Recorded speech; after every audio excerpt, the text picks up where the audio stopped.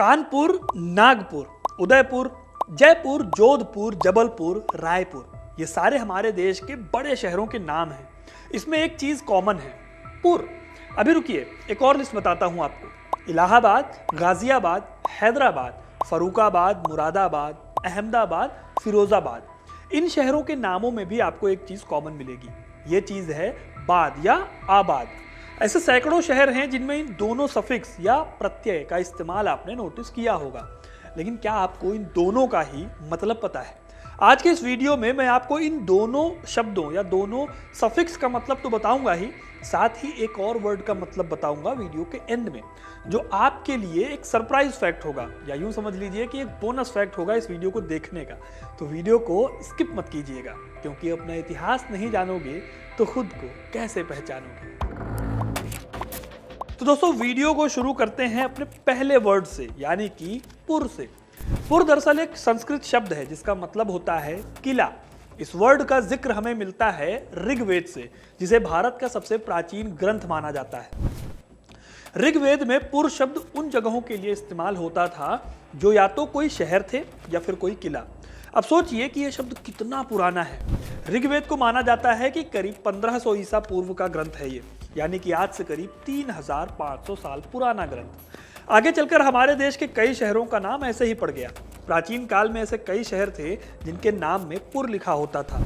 उदाहरण के लिए महाभारत काल में हस्तिनापुर, इस शहर में पुर शब्द का इस्तेमाल किया गया था।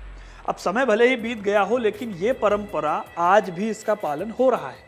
इसी कड़ी में आगे जब हम मिडिवल इंडिया में देखते हैं, तो जब किसी राजा को कोई शहर बसाना होता था तो वो अपने नाम के आगे अक्सर पुर लगा देते थे। जैसे राजस्थान के जयपुर को राजा जय सिंह ने बसाया तो उसका नाम पड़ गया जयपुर। कानपुर का नाम भी ऐसे ही सचेंदी के राजा हिंदू सिंह ने कानपुर रखा था, क्योंकि वो खुद को भगवान कृष्ण यानी कान्हा का वंशज मानते थे।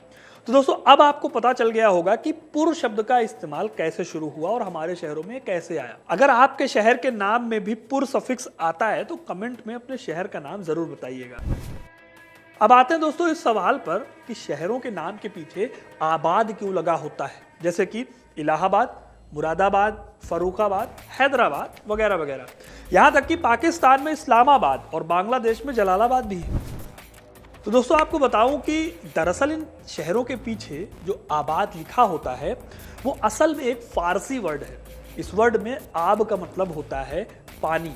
अगर इस पूरे वर्ड का मतलब निकाला जाए तो इसका मतलब होता था एक ऐसी जगह जहां पर आसपास पानी मौजूद हो, इस पानी की मौजूदगी से फसल उगाई जा सके, यानी खेती की जा सके।